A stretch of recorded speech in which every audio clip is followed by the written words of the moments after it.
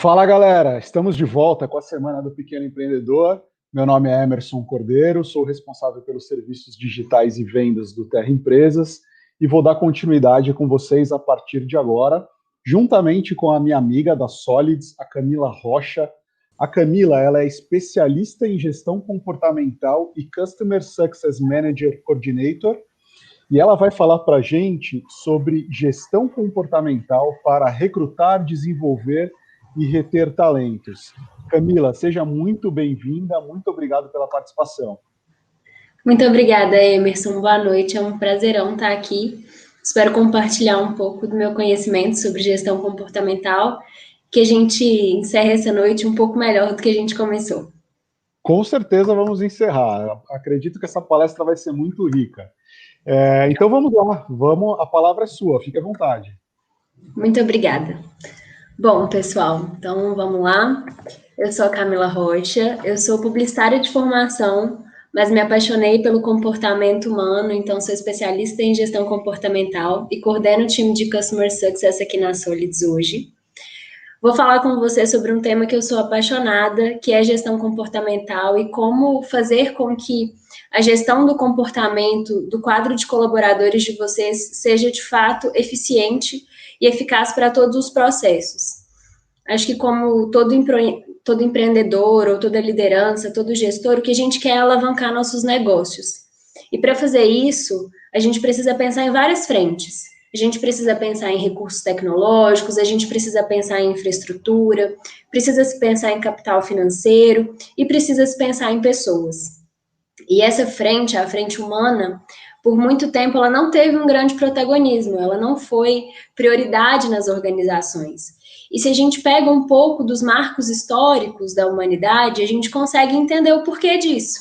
Então, acho que meu primeiro passo hoje é fazer uma contextualização rápida dos momentos socioculturais que a gente viveu, que influenciaram diretamente em como a gente trata hoje os nossos recursos humanos, como hoje a gente trata as pessoas, como hoje a gente trata os colaboradores dentro das organizações.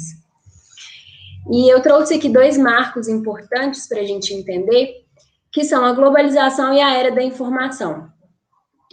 As pessoas, por muito tempo, elas não ocuparam um lugar de prioridade dentro das organizações, muito pelo momento econômico e sociocultural que a gente vivia. Se a gente pensar que a gente vivia numa era totalmente industrial, a gente vai pensar que os diferenciais competitivos entre as empresas eram recursos físicos. Então, se eu, dona de uma máquina, de uma empresa de parafusos, tinha uma máquina que me permitia fazer mais parafusos em menos tempo, eu tinha uma vantagem competitiva. Mas a globalização foi um processo, foi um momento, um marco histórico que começa a democratizar esses recursos físicos, fazer com que o acesso a eles seja mais democrático. Então, que meu vizinho tenha uma máquina que produza igualmente a minha. Então, isso faz com que a mentalidade das pessoas, das organizações para os diferenciais competitivos, ela mude. E a gente passe a valorizar outros recursos que fazem parte de uma organização, como diferenciais competitivos, e começa a ter um viés diferente para esses recursos internos também. Então, quando a gente pensa numa sociedade industrial, quando a gente pensa em Fordismo, em métodos de produção da Revolução Industrial, da primeira Revolução Industrial, a gente começa a pensar na produção em massa, no funcionário que ele é focado na produção e na produção e na produção, nas máquinas, nos recursos físicos, em terras, em coisas muito tangíveis. E quando a gente tem, então, esse primeiro marco histórico da globalização, essa democratização desses recursos, a gente tem a chegada de uma nova era também, que é a era da informação, em que a gente passa a valorizar, então, os recursos intelectuais. E esses são diferenciais competitivos hoje. Então, o capital humano, o recurso intelectual que eu tenho com as pessoas que constituem o meu quadro populacional da minha organização, ele não é replicável, ele não tem em qualquer lugar, o meu vizinho não consegue ter igual. Então, a gente investir nisso, investir nesses recursos, isso foi ganhando um protagonismo e tendo uma importância cada vez maior. Então, a relação de indivíduo e organização começou a mudar. essa é uma relação que muda desde que o mundo é mundo. E ela muda justamente por causa dessas transições econômicas e socioculturais que a gente vive. Então, quando a gente tem a economia de uma forma, as pessoas têm um certo peso nas organizações. Quando a gente vai mudando isso, a gente vai vivendo momentos de transições muito ricos para o protagonismo do indivíduo, para o protagonismo da figura humana dentro das organizações, dentro do mercado. E hoje a gente vive um momento em que essa figura humana ela ganhou uma posição de destaque e ela deu muita ênfase para a gestão de pessoas. Gestão de pessoas mesmo é um termo que, por toda a história, ele vai mudando. A gente tem o surgimento dos recursos humanos, o surgimento da gestão de pessoas, o surgimento da gestão comportamental, que são conceitos que vão ganhando força à medida que os anos vão passando, que essas relações vão evoluindo e vão se transformando. Então, hoje a gente vive um momento em que a gestão de pessoas ela é essencial para o sucesso de uma organização, porque é o momento que eu vou gerir a informação, é o momento que eu vou gerir a presença e a colaboração das pessoas dentro da minha organização, dentro da minha empresa. Até as nomenclaturas revelam um pouco desse protagonismo. Se antes a gente chamava um colaborador de funcionário, era uma pessoa que estava ali exercendo unicamente uma função. E hoje eu chamo essa pessoa de colaborador, eu entendo que ela colabora para o meu resultado. Eu entendo que ela faz com que o meu resultado seja alcançável, com que eu consiga chegar em algum lugar. Então, esse protagonismo das pessoas hoje, ele é muito importante para a gente conseguir gerir de forma eficiente. E é por isso que a gestão comportamental é tão importante. A gestão comportamental tem como principal princípio desenvolver essa gestão de pessoas baseadas em informações do comportamento. Por que isso é tão importante? Nós somos seres únicos. A gente não é um indivíduo da porta para dentro da empresa ou da porta para fora. E a gente se comporta de certas formas o tempo inteiro. Tudo que a gente faz é um comportamento, é a reação a algo, é uma resposta a algo. E eu gerir pessoas sem pensar no comportamento é uma gestão muito ineficiente, porque eu não penso na forma de reagir daquele indivíduo. Então, eu não consigo agir preventivamente, eu não consigo recrutar bem, eu não consigo motivar, eu não consigo ser eficiente na minha comunicação.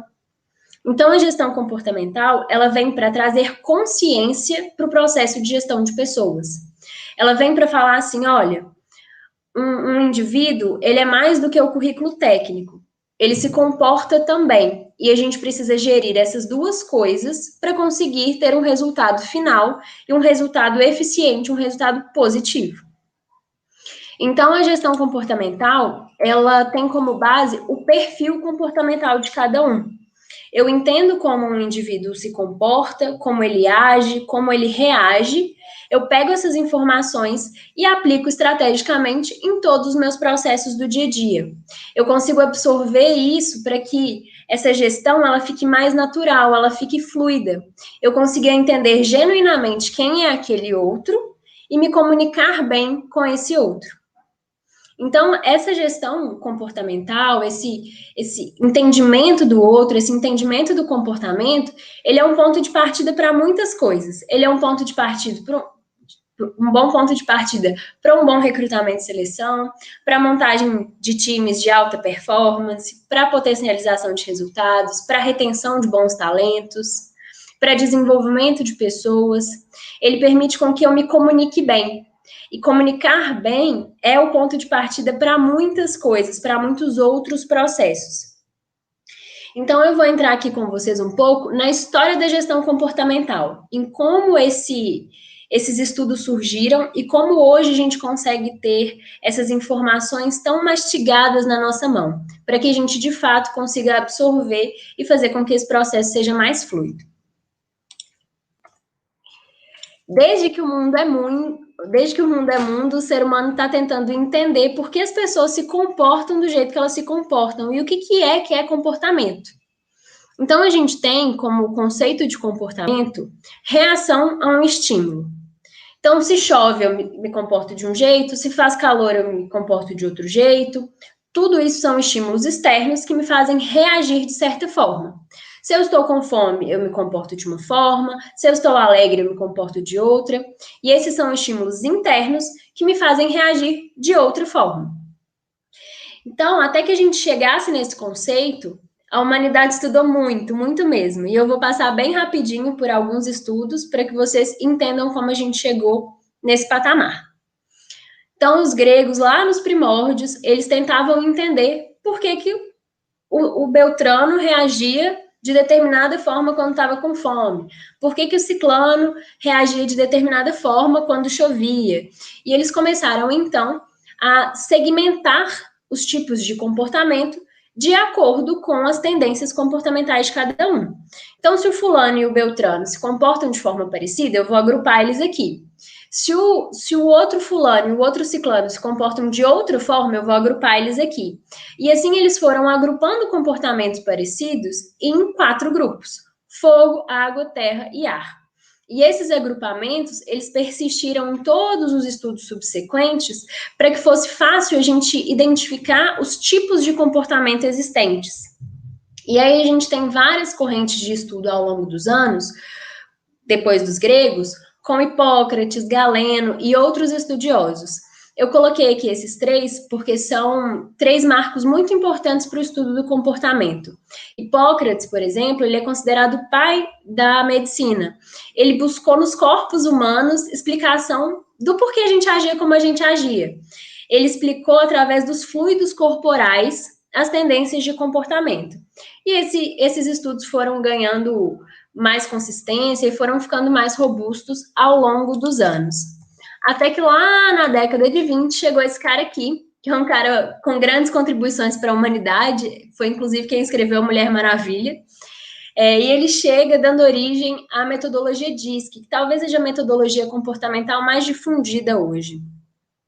E ele fala o seguinte: o nosso comportamento ele é dividido em 2 partes. Ele é uma mistura do que eu tenho de estímulos externos, então se está calor, se faz sol, se faz chuva, se eu estou cercado de pessoas, se não estou empregado, estou desempregado, estímulos externos e estímulos internos. Se eu estou feliz, se eu estou triste, se eu estou com fome ou se eu estou satisfeita, enfim, o que vem internamente e o que vem externamente, combinados me fazem me comportar de determinada forma. E isso, então, me divide em grupos também comportamentais. A metodologia diz que ela serviu de embasamento para muitas ferramentas que hoje são chamadas de mapeamento comportamental. Entender essas teorias, só para vocês entenderem por que eu estou explicando para vocês, é importante para que a gente reconheça no outro esses tipos de comportamento. Essas metodologias foram muito importantes para o surgimento de ferramentas que possibilitassem que a gente mapeasse os indivíduos da nossa organização e identificasse neles tendências de comportamento. Então, hoje, quando eu tenho um quadro populacional e eu disponho desse conhecimento, eu entendo que se o João faz ação X, existe uma explicação comportamental para isso. E se eu consigo predizer isso, se eu consigo me prevenir disso, se eu consigo saber disso de alguma forma, eu consigo prover os estímulos certos para que ele reaja da forma que eu espero, ou para que ele reaja de uma forma positiva. Então, a contribuição de Marston para o estudo comportamental foi muito rica para o surgimento dessas ferramentas. E uma dessas ferramentas é o Profiler. O Profiler é um mapeamento comportamental que divide os nossos comportamentos em 4 grupos. O grupo dos executores, o grupo dos comunicadores, o grupo dos planejadores e o grupo dos analistas. Esses aqui são 4 grupos comportamentais usados para a gente entender o formato de comportamento de cada indivíduo. Eu tenho o grupo dos executores, que são pessoas mais rápidas, mais ligadas a resultados, do missão dada é missão cumprida, eu quero feito para ontem, muito competitivos, autoconfiantes. Eu tenho o grupo das pessoas que são mais comunicadoras, que são um grupo de pessoas mais inovadoras, mais criativas, mais relacionais, voltadas para a conexão. Eu tenho o grupo dos planejadores, que são pessoas mais lineares, que são pessoas mais estrategistas, que são pessoas mais voltadas para o coletivo e um pouco mais conservadoras.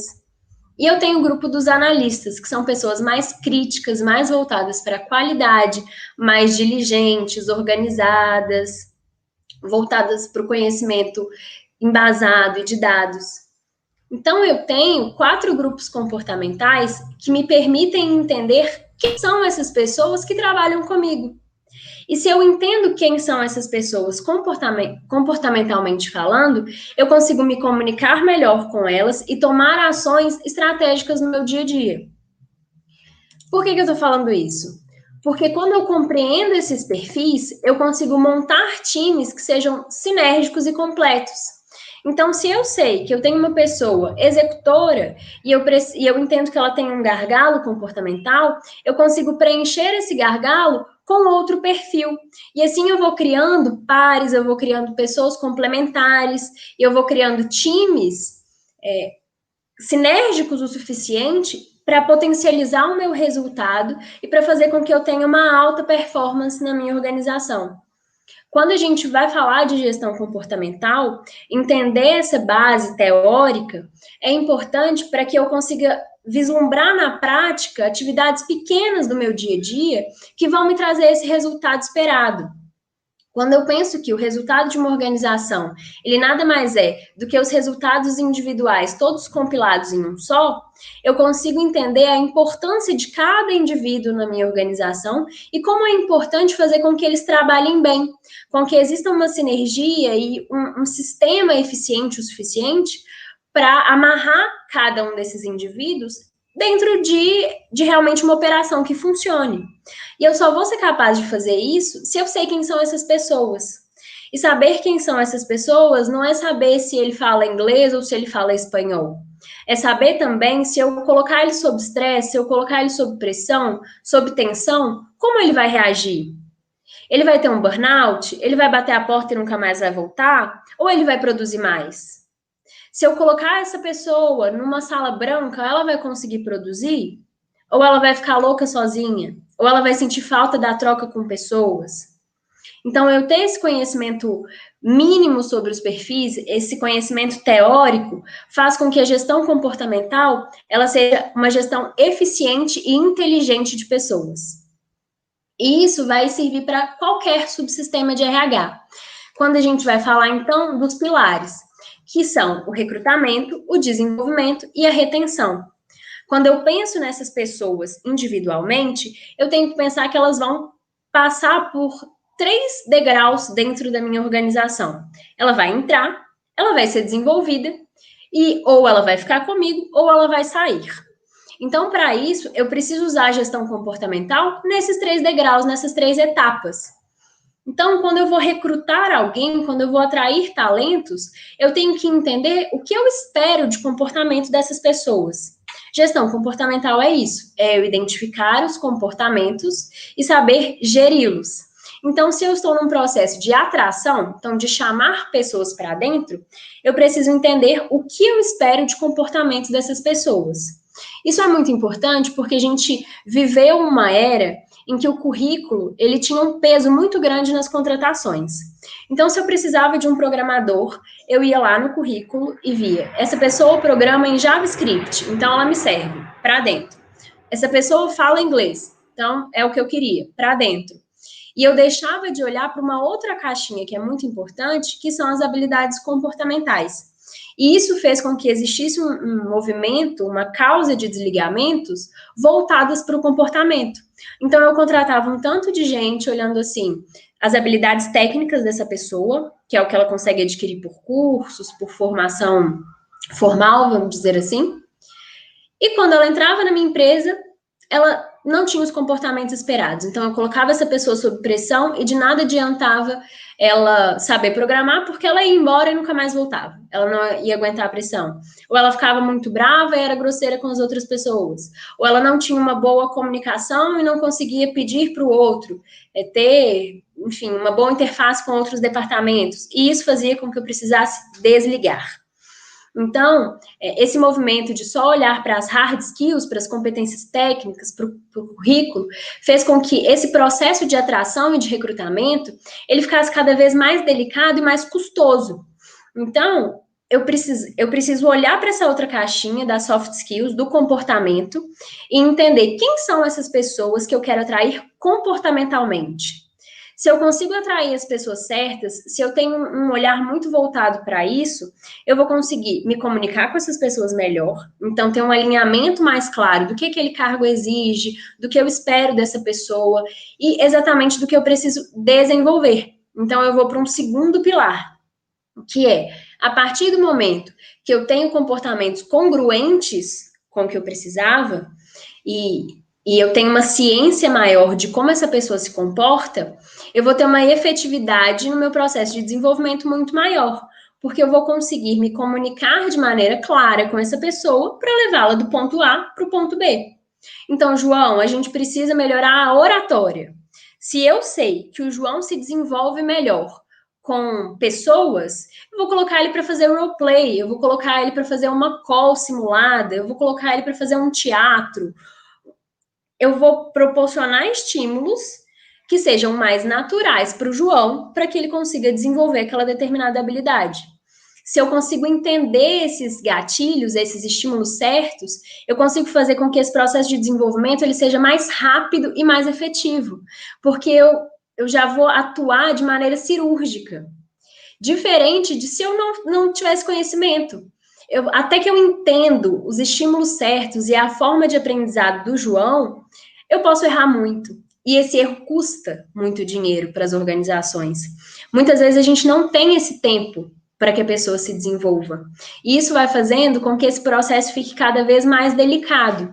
E a cirurgia, a precisão, ela é cada vez mais demandada porque a gente tem cada vez menos tempo para errar e menos recursos para errar. Então, se eu consigo, desde o processo de atração, fazer com que essa comunicação seja fluida, eu vou melhorando a efetividade do meu processo e, consequentemente, eu vou reduzindo os meus custos com erros. Então, eu vou reduzir o meu custo com demissão, com desligamentos, com rotatividade, consequentemente com a retenção, e eu vou melhorar o meu desenvolvimento. E eu posso potencializar a performance de uma pessoa, de um indivíduo, fazer com que haja uma sensação de valorização e de pertencimento muito maior nela. Então, ela contribui para a minha retenção, produz mais e faz com que eu tenha menos custos com rotatividade. Então, se eu tenho uma pessoa que consegue perceber que a minha organização proveu o desenvolvimento que levou do ponto A para o ponto B, eu consigo ter uma pessoa mais engajada, com um sentimento de pertencimento e de valorização muito maior.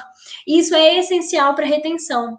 Hoje a gente fala da entrada de uma geração no mercado de trabalho que não quer só remuneração e salário. Eles querem ter uma sensação de evolução, de pertencimento, de fazer parte de algo grande.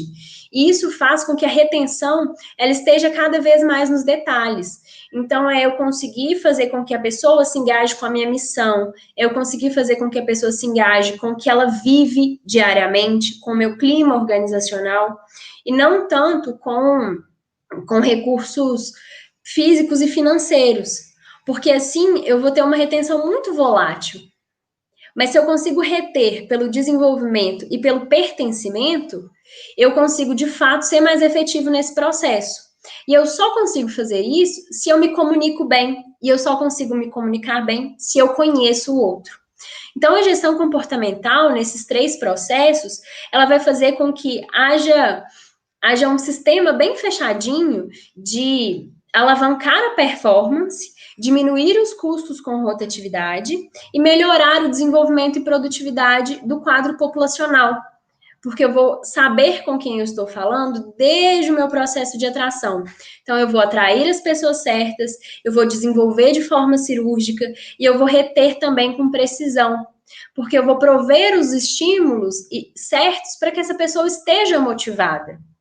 Eu entendo que determinado perfil comunicador, por exemplo, ele se motiva mais pelas relações, pelas conexões.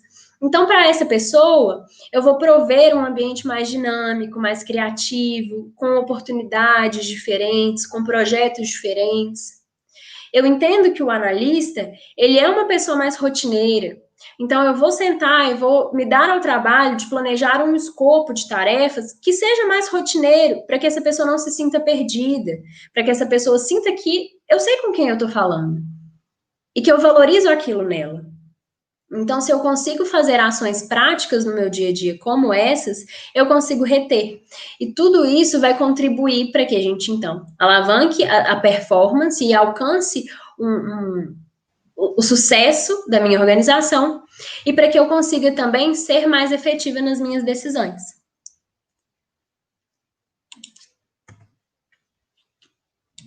Bom, pessoal, acho que falei no geral sobre gestão comportamental, acho que estou dentro do tempo. O Emerson me corrige se eu estiver errada. Queria agradecer, dentro do tempo. deixar os meus contatos, esse é meu LinkedIn e meu e-mail, e acho que a gente vai para as perguntas. É isso, Camila. Obrigado. Realmente muito legal essa apresentação. Eu mesmo não tinha visão dessas coisas que você apresentou aqui para gente.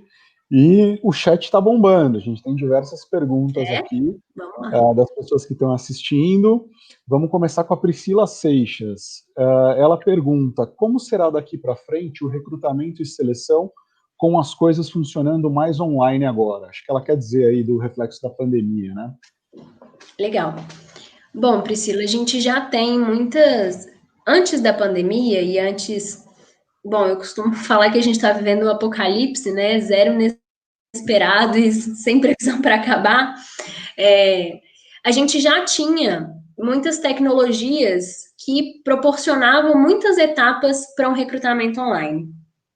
É claro que agora a gente teve uma migração meio forçosa, né, para esses recursos, mas já existia um movimento muito forte do recrutamento e seleção para o online. Por quê? Recrutamento e seleção é um processo muito caro, muitas vezes. Ele envolve muitas pessoas, envolve horas de gestão, envolve horas de triagem de currículo. E quando você tem o auxílio de ferramentas, você vai conseguir fazer isso de uma forma mais otimizada e mais tecnológica, vamos dizer assim.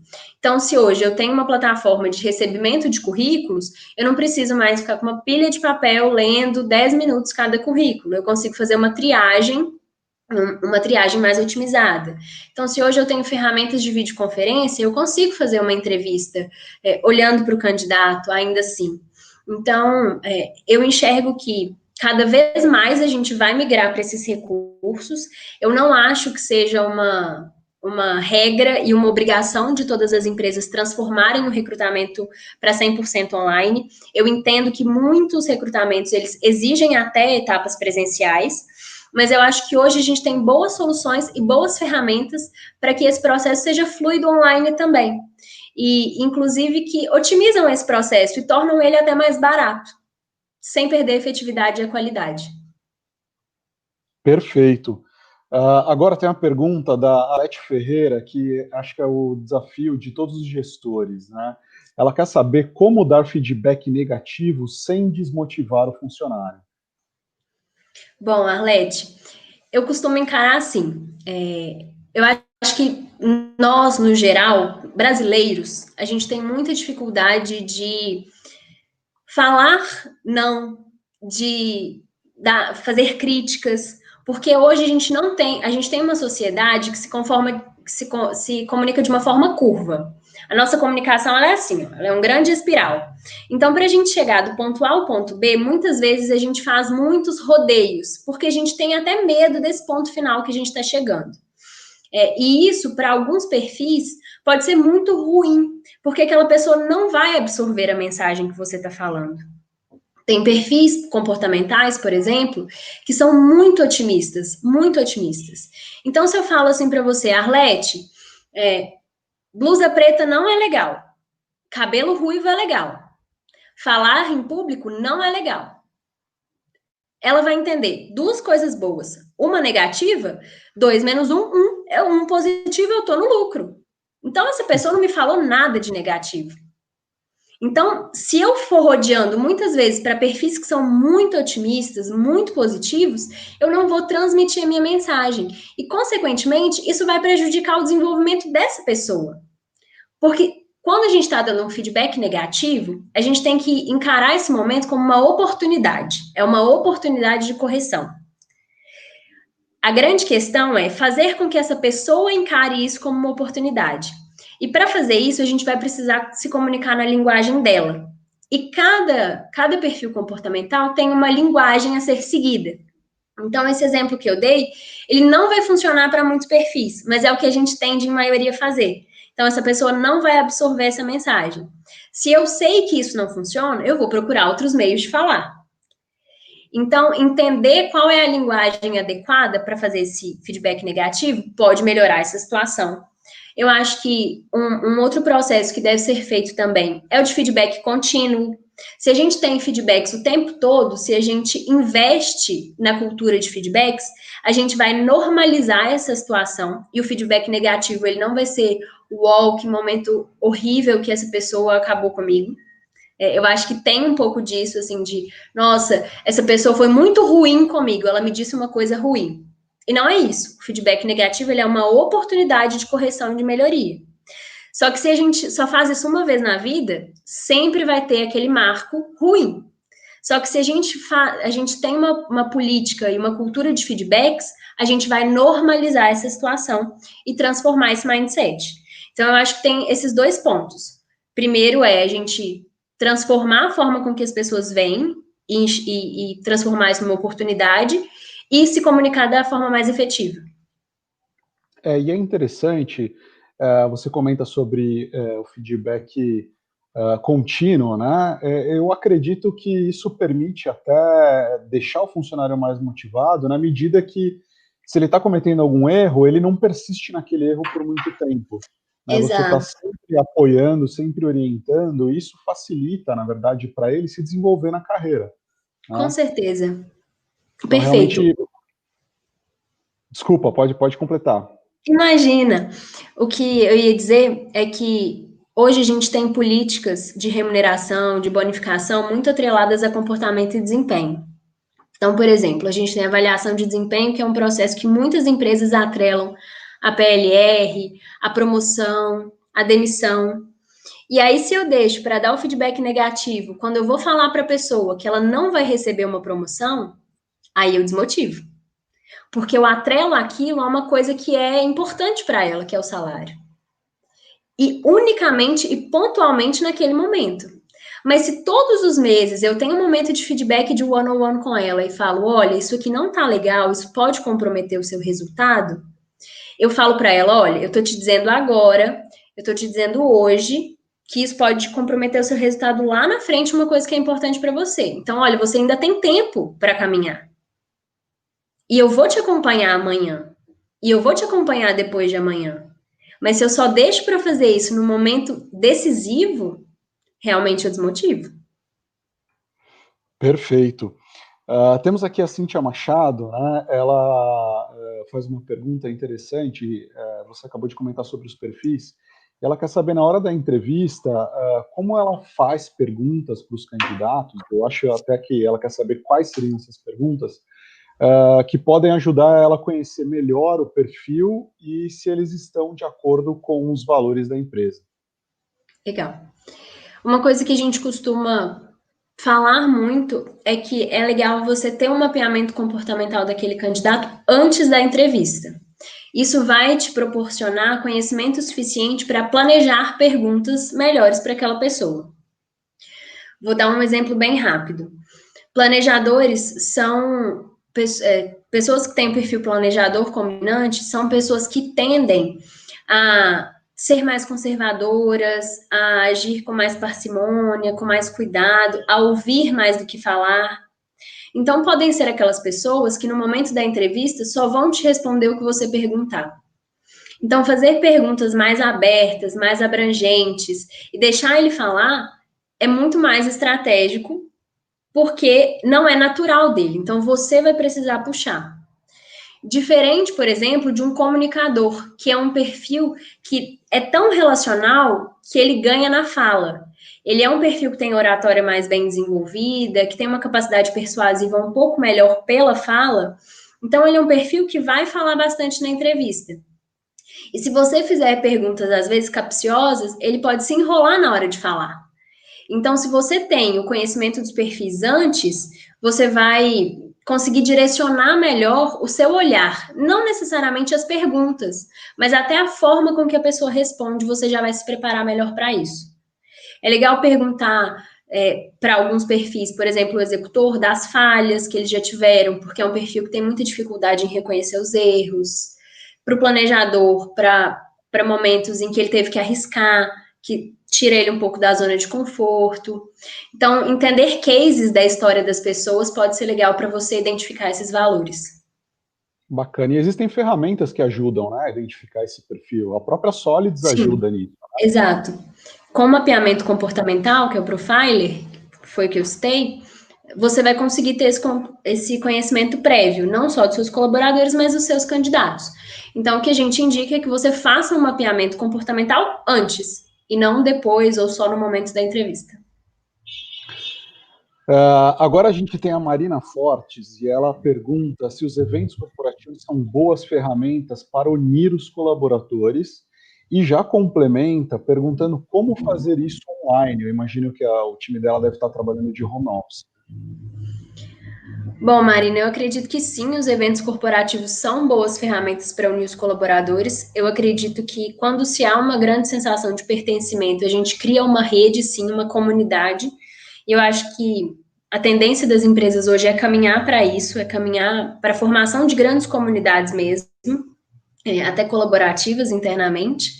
E sim, eu acho que os eventos são momentos até um pouco de descompressão que vão proporcionar, sim, essa unidade, essa comunidade. Eu acredito que fazer online é um desafio, sim. Eu sei que as videoconferências estão aí para ajudar e marcar momentos de happy hour, de daily, são muito importantes para isso. Ter marcos no dia a dia, eu acho que são importantes para unir os colaboradores. Eu também estou de home office, minha equipe também está de home office, e a gente adotou algumas práticas que não são eventos propriamente ditos, porque eu não acredito que eles tenham a magnitude de um evento, mas são momentos de descompressão e de união. Então, todos os dias, às 5 horas da tarde, a gente tem uma daily, em que todo o time se une, fala sobre o dia, a gente compartilha as experiências que a gente teve naquele momento. A gente tem momentos de happy hour, a gente toma café junto, então cada um abre sua câmera e toma café na sua casa. Então eu acho que online essa é a saída. Mas eu acredito sim que os eventos podem fazer esse senso de união e de colaboração ser mais forte. Legal, Camila. E você tem alguma dica para fazer pesquisa ou ação interna? Né? O Renan Oliveira, ele quer saber como conhecer melhor os seus funcionários. Legal. Eu acho que o mapeamento comportamental é uma boa forma de você começar a conhecer os seus funcionários. Você vai entender se você tem uma equipe mais homogênea, uma equipe mais heterogênea, como está a distribuição de perfis da sua equipe, e isso já vai ser um norteador maravilhoso para você. Entender essa composição vai fazer entender até alguns conflitos, os pares, os grupos de afinidade. Isso vai te dar um norte muito claro de início. Eu acho que para aprofundar, a gente tem pesquisas que podem ser feitas como não só pesquisa de clima, mas pesquisa sobre determinados assuntos que são importantes ou que fazem parte da cultura organizacional que podem te prover esses conhecimentos. Então, vou falar um pouco da minha realidade, mas acho que pode servir para você. Se a gente tem um marco acontecendo, vou te dar um exemplo básico. Final de Game of Thrones, que foi uma série que movimentou o mundo. A gente fez uma pesquisa com os colaboradores. Você assiste Game of Thrones? Sim ou não? E muitas pessoas marcaram que sim. A gente, então, fez com que os episódios fossem transmitidos no dia seguinte, no horário do almoço, em uma sala, para que quem quisesse pudesse assistir. Isso foi uma forma de conhecer o gosto das pessoas e criar uma comunidade também. Porque muitas pessoas nem sabiam que o outro assistia, mas ali foi um momento de encontro. Então, pesquisas, às vezes, que não estão relacionadas com o seu negócio, mas que sim com o momento do mundo, podem te ajudar até a fazer ações estratégicas para criar esse senso coletivo. Entender também a sua cultura e ter uma cultura organizacional forte vai te ajudar nisso. Vai te ajudar a entender melhor como as pessoas se comportam e como as pessoas se sentem pertencentes daquele grupo. Sim, perfeitamente. Agora, uma pergunta muito importante, né? Como tornar o meu processo de atração e recrutamento mais inclusivo? É a dúvida do Marcos Valério. Legal, Marcos.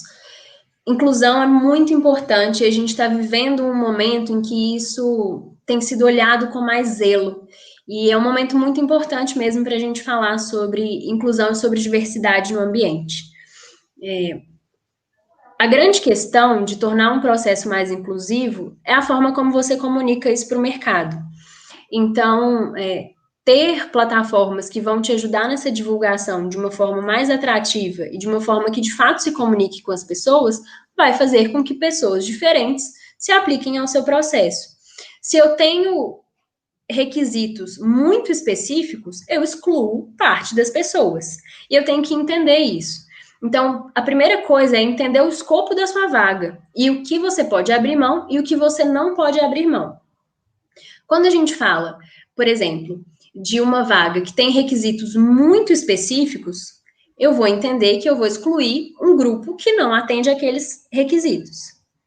E se eu sou capaz de abrir mão de um requisito ou outro para incluir esse outro grupo, eu devo fazer isso se eu quiser diversificar o meu time.